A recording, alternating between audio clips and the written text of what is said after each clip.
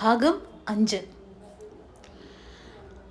ആൺശരീരത്തിൻ്റെ മണം, അവിടുത്തെ മണം എങ്ങനെയായിരിക്കും? ഞാൻ പറഞ്ഞു, എനിക്കറിഞ്ഞുകൂടാ നാരായണി, നിന്റെ ശരീരത്തിൻ്റെ ആ മണം. ഞാൻ നാസാരന്ധ്രങ്ങൾ വിടർത്തി ശക്തിയോടെ വലിച്ചു. ഒച്ച അവൾ കേട്ട് കാണുമോ? നാരായണി ചോദിച്ചു. വരുന്നുണ്ടോ? ഞാൻ പറഞ്ഞു, ഇല്ല. നാരായണി പറഞ്ഞു, എനിക്കും കിട്ടുന്നില്ല. അസത്ത് മതിൽ. ഞാൻ പറഞ്ഞു, നാരായണി, ഈ മതിലിന് ഒരു ദ്വാരമുണ്ടായിരുന്നു, കണ്ടിട്ടുണ്ടോ? നാരായണി പറഞ്ഞു, സിമൻ്റ് ഇട്ടടിച്ച സ്ഥലം ഞാൻ കണ്ടിട്ടുണ്ട്. ഞാൻ തൊട്ടു നോക്കിയിട്ടുമുണ്ട്. അത് ഞാനിവിടെ വന്നു ചേരുന്നതിന് മുമ്പ് അടച്ചു കളഞ്ഞു. ഞാൻ പറഞ്ഞു, ഞാൻ ആ ഭാഗം മണപ്പിച്ചു നോക്കി. നാരായണി പറഞ്ഞു, അത് അടച്ച വാടറെ ഒരാൾ തല്ലിയ ആളെ മുക്കാലിയിൽ കെട്ടി അടിച്ചു എന്നും കേട്ടു. അടി ഓരോന്നും ഇവിടെയുള്ള സ്ത്രീകൾ വേദനയോടെ എണ്ണി. ഞാൻ പറഞ്ഞു, മുക്കാലിയിൽ കെട്ടി 36 അടി അടിച്ചു. അതിവിടെ ഉള്ള പുരുഷന്മാരും വേദനയോടെ എണ്ണി. നാരായണി പറഞ്ഞു, കഷ്ടമായിപ്പോയി. ഞാൻ പറഞ്ഞു, അടി കൊണ്ട ആൾ എൻ്റെ ക്ലാസ്മേറ്റാണ്, എൻ്റെ നാട്ടുകാരൻ. നേരോ? നേര്. അങ്ങനെ മതിലിൻ്റെ മുകളിലൂടെ നീണ്ടു വെളുത്തുരുണ്ട ഒരു തുണിസഞ്ചി വന്നു. ബജറ വറുത്തു പൊടിച്ചത്, മുളക് വറുത്ത് ഉപ്പും കൂട്ടി പൊടിച്ചതും വന്നു. നാരങ്ങ ഉപ്പിലിട്ടത് ചെന്നു അങ്ങോട്ട്, കായ് വറുത്തതും പാട്ടയോടെ ചെന്നു. നാരായണി ചോദിച്ചു, ഞാൻ ഈ കായ് വറുത്തത് എല്ലാവർക്കും ഓരോ കഷ്ണം കൊടുക്കട്ടെ? ഞാൻ പറഞ്ഞു, എല്ലാവർക്കും കൊടുക്കുക, നാരായണിയുടെയും എൻ്റെയും പേരിൽ.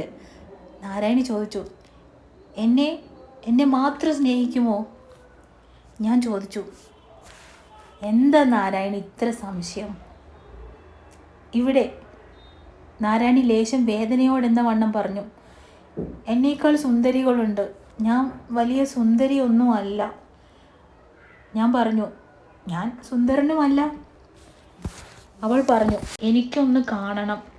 ഞാൻ പറഞ്ഞു, എനിക്കും ഒന്ന് കാണണം. അവൾ പറഞ്ഞു, എൻ്റെ ദൈവമേ, ഞാനിന്ന് രാത്രി കിടന്ന് കരയും. കാറ്റും മഴയും ഇടിമുഴക്കവുമുള്ള ഘോര രാത്രി വന്നു. വെളിച്ചത്തിൽ മുങ്ങിയ ഇരുമ്പഴിക്കൂട്ടിൽ ഞാൻ ഇരിക്കുന്നു. സ്ഫടിക കമ്പികൾ പോലെ മഴവെള്ളം വീഴുന്നുണ്ട്, ചരൽ വാരി എറിയുന്നത് പോലെ. ഈശ്വരൻ്റെ അനുഗ്രഹം. പെയ്യട്ടെ മഴ. കൊടുങ്കാറ്റെ വീശി അടിച്ചോളൂ, പക്ഷേ മരങ്ങളെ ഒന്നും പിഴുതെറിയല്ലേ. മേഘങ്ങളെ പതുക്കെ പതുക്കെ ഗർജിക്കുക. നിങ്ങളുടെ ഈ ഘോര ഹട്ടഹാസം കേട്ടാൽ പാവ സ്ത്രീകൾ ഭയന്നു പോവും. പതുക്കെ പതുക്കെ. നേരം വെളുത്തു. വാർഡർ വന്ന് വിളക്കണച്ചു കതകു തുറന്നു. ഞാൻ പുറത്തേക്കിറങ്ങി. കഴുകി ശുദ്ധമാക്കിയ പുതിയ ലോകം. അപ്പോഴെനിക്ക് തോന്നി, ജയിൽ ചാടുന്നത് നല്ലതല്ല. ഇത്ര കഷ്ടപ്പെട്ട് ജയിൽ ചാടി വെളിയിൽ ചെന്നിട്ട് എന്ത് ചെയ്യാനാണ്? വെളിയിൽ എന്ന് പറയുന്നത് വൻ ജയിൽ തന്നെ അല്ലേ? കാറ്റും മഴയും ഇടികുടുക്കവും മിന്നലുമുള്ള ഘോര രാത്രി ഇനിയും ഉണ്ടാവും. പക്ഷേ അധർമ്മം. ഞാൻ ആ വലിയ ആണികൾ വെച്ച സ്ഥലം തന്നെ അങ്ങ് മറന്നു കളഞ്ഞു. ജയിൽ ചാടുന്നത് അധർമ്മമാണെന്ന് ബോധോദയമുണ്ടായി എന്നു ചുരുക്കം. മതിലിനു ചോരയും നീരും വെച്ചു കാണുകയില്ല, പക്ഷേ അതിനൊരു ആത്മാവ് ഉണ്ടായിട്ടില്ലേ എന്നൊരു സംശയം. മതിൽ പലതും കേട്ടു, പലതും കണ്ടു. ഉണക്കമത്സ്യം വറുത്തത്, കരൾ പൊരിച്ചത്, മുട്ട, റൊട്ടി, പലതും മതിലിന് മുകളിലൂടെ അപ്പുറത്തേക്ക് ചെന്നു. ഒരു ദിവസം ഞാൻ നോക്കുമ്പോൾ മതിലിൻ്റെ പുറത്തൊരു വലിയ അണ്ണാനിരിക്കണു. അവൻ എന്നെ നോക്കുകയാണ്. ഞാൻ പറഞ്ഞു, ഇറങ്ങി പോട കള്ള ബടുക്കൂസേ അവിടെ നിന്ന്, നിനക്ക് നാണമില്ലേ? നാരായണി ചോദിച്ചു, ആരെയാണ് ഈ ചീത്ത പറയുന്നത്? ഞാൻ പറഞ്ഞു, ഒരണ്ണാനെ. അവൻ മതിലിൻ്റെ പുറത്തിരുന്ന് നമ്മളെ ശ്രദ്ധിക്കുന്നു. കള്ളൻ. അവിടെ ഇരുന്നോട്ടെ, നാരായണി പറഞ്ഞു. ഞാൻ പറഞ്ഞു, അവൻ എന്നെ പരിഹസിക്കാൻ വന്നിരിക്കുകയാണ്. അവനെയും അവൻ്റെ ബന്ധുക്കളെയും ഞാൻ ഇട്ടോടിച്ചിട്ടുണ്ട്. ഞാൻ കുറേ ചരല് വാരി എറിഞ്ഞു. അണ്ണാൻ ഓടിപ്പോയി. ഒരു പരിഭവം കലർന്ന വേദനയോടെ നാരായണി പറഞ്ഞു, നോക്കിക്കേ, എൻ്റെ മാറിലാ കല്ല് വന്ന് വീണത്. ഞാൻ ചോദിച്ചു, നൊന്തോ? നാരായണി പറഞ്ഞു, തമ്മിലൊന്ന് കാണാൻ എന്താ വഴി? ഞാൻ പറഞ്ഞു, ഞാനൊരു വഴിയും കാണുന്നില്ല. നാരായണി പറഞ്ഞു, ഞാനിന്ന് രാത്രി കിടന്നോർത്ത് കരയും. ഞാനും അന്ന് രാത്രി കിടന്നോർത്തു. കിനാവ് കണ്ടു. രാവുകൾ പകലുകൾ അങ്ങനെ കടന്നുപോയി. ഞാൻ ആശുപത്രിയിൽ വരാൻ ശ്രമിക്കും. നാരായണി ഒരു ദിവസം പറഞ്ഞു. പറ്റുകയാണെങ്കിൽ എന്നെ കാണാൻ ആശുപത്രി വരെ വരുമോ? എനിക്ക് ദൂരെ നിന്നെങ്കിലും ഒന്ന് കണ്ടാൽ മതി. ഞാൻ പറഞ്ഞു. ഞാൻ ഓടി വന്ന് കെട്ടിപ്പിടിച്ച് ഉമ്മ വയ്ക്കും. മുഖത്തും കഴുത്തിലും മാറിലും നാഭിയിലും. അവൾ ചോദിച്ചു, എന്നെ കണ്ടാൽ എങ്ങനെ അറിയും? ഞാൻ പറഞ്ഞു, മുഖം കാണുമ്പോൾ അറിയും. ഞാൻ പറഞ്ഞു, മുഖം കാണുമ്പോൾ അറിയും? നാരായണി പറഞ്ഞു, എൻ്റെ വലതു കവളിൽ ഒരു കറുത്ത മറുകുണ്ട്. അത് നോക്കുമോ? എനിക്ക് ആ കറുത്ത മറുകിൽ തെരുതെരെ ചുംബിക്കണം. വരാതിരിക്കരുത്. എൻ്റെ കൂടെ വേറെ സ്ത്രീകളും ഉണ്ടാവും. ഞാൻ പറഞ്ഞു, ഞാൻ തനിച്ചായിരിക്കും. എൻ്റെ തലയിൽ തൊപ്പി കാണുകയില്ല. ശകലം കഷണ്ടി. എൻ്റെ കയ്യിൽ ഒരു ചുവന്ന റോസാപ്പൂ കാണും. ഞാനത് നോക്കും. ആശുപത്രി ഓർഡർലി എൻ്റെ ഒരു പഴയ സുഹൃത്താണ്. അതെനിക്ക് തോന്നി. എങ്ങനെ? മുട്ട, കരൾ, റൊട്ടി. ഞാൻ മരിച്ചു പോയാൽ എന്നെ ഓർക്കുമോ? ഇനി റോസാ ചെടികൾ വേണോ? ഇവിടെ ഒരുപാടുണ്ട്. വേണ്ട. തന്നതിൽ നിന്നും ഞാനൊരു പൂങ്കാവനം ഉണ്ടാക്കി തുടങ്ങി. ഞാൻ മരിച്ചു പോയാൽ എന്നെ ഓർക്കുമോ? പ്രിയപ്പെട്ട നാരായണി, മരണത്തെപ്പറ്റി ഒന്നും പറയുക സാധ്യമല്ല. ആര്, എപ്പോൾ, എങ്ങനെ മരിക്കുമെന്ന് ഈശ്വരന് മാത്രമേ അറിയൂ. ഞാനായിരിക്കും ആദ്യം മരിക്കുന്നത്. അല്ല, ഞാനായിരിക്കും. എന്നെ ഓർക്കുമോ? ഞാൻ പറഞ്ഞു, ഓർക്കും. നാരായണി ചോദിച്ചു, എങ്ങനെ? എൻ്റെ ദൈവമേ, അങ്ങ് എന്നെ എങ്ങനെ ഓർക്കും? അങ്ങനെ കണ്ടിട്ടില്ല, തൊട്ടിട്ടില്ല. എങ്ങനെ ഓർക്കും? നാരായണിയുടെ അടയാളം ഈ ഭൂഗോളത്തിൽ എങ്ങുമുണ്ട്. വേദനയോടെ നാരായണി ചോദിച്ചു, ഭൂഗോളത്തിൽ എങ്ങുമോ? അങ്ങ് മുഖസ്തുതി പറയുന്നത് എന്തിന്? ഞാൻ പറഞ്ഞു, നാരായണി, മുഖസ്തുതിയല്ല, പരമസത്യം. മതിലുകൾ, മതിലുകൾ. ഞാൻ മതിലിൽ നോക്കി നിന്നു. അപ്പുറം നിശബ്ദമാണ്. കുറെ കഴിഞ്ഞ് നാരായണി പറഞ്ഞു, ഞാനൊന്ന് പൊട്ടിക്കരയട്ടെ. ഞാൻ പറഞ്ഞു, ഇപ്പോൾ വേണ്ട. ഓർത്ത് രാത്രി കരഞ്ഞോളൂ. കുറേ സമയത്ത് നിശബ്ദതയ്ക്ക് ശേഷം നാരായണി പറഞ്ഞു, ആശുപത്രിയിൽ എന്ന് കാണാമെന്ന് ഞാൻ നാളെ പറയാം. ഉത്കണ്ഠയോടെ ഞങ്ങൾ പിരിഞ്ഞു. രാത്രി വന്നു. വിളക്ക് തെളിഞ്ഞു. വാർഡർ വന്നു. വിളക്കണഞ്ഞു. വാതിൽ തുറന്നു. ഞാൻ പുറത്തിറങ്ങി. പല്ലു തേപ്പ്, കസർത്ത്, കുളി എല്ലാം വേഗം നടത്തി.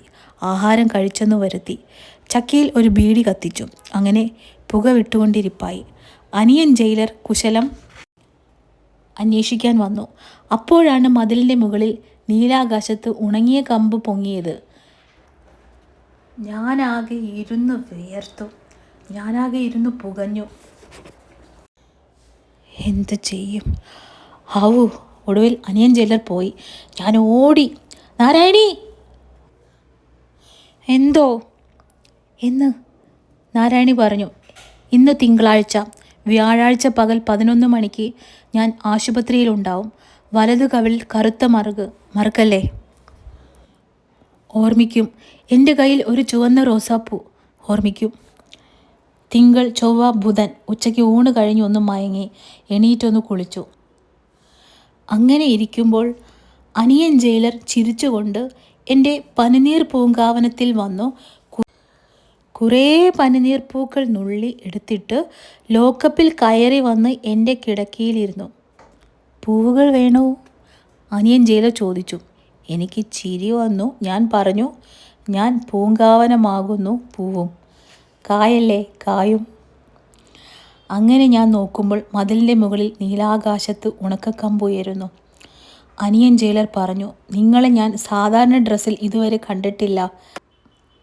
ഞാൻ പറഞ്ഞു, ജുബ്ബായും മുണ്ടും. അലക്കി മടക്കി പൊതിഞ്ഞു വെച്ചിരിക്കുന്ന എൻ്റെ ഡ്രസ്സ് അനിയൻ ജയിലർ എടുത്തു അഴിച്ചു. ഞാൻ പറഞ്ഞു, മുഷിഞ്ഞു പോവും. ഇതൊന്ന് ധരിക്കൂ, ഒന്ന് കാണാനാണ്. ഞാൻ പറഞ്ഞു, മുഷിഞ്ഞു പോവും. അതിനെന്ത്? അലക്കിക്കാൻ വയ്യേ? ശരി. ഞാൻ മുണ്ടെടുത്തു, ജുബ്ബായിട്ടു. എപ്പടി? ഞാൻ ചോദിച്ചു. കൊള്ളാം.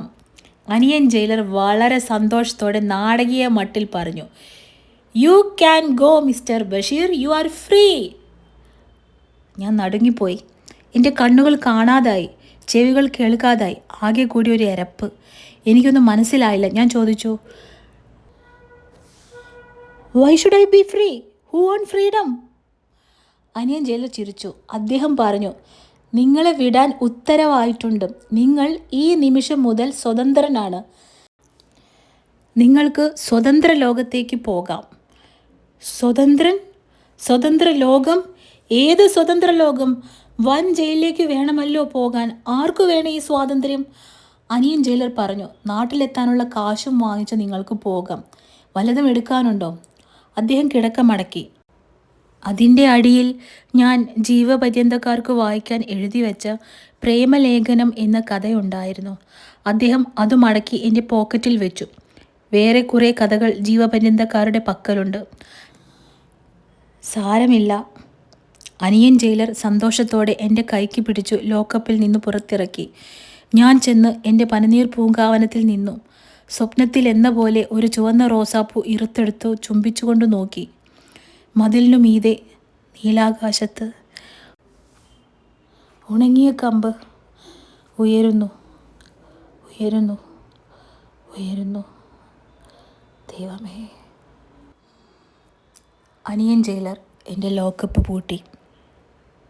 ശരി നാരായണി, മംഗളം.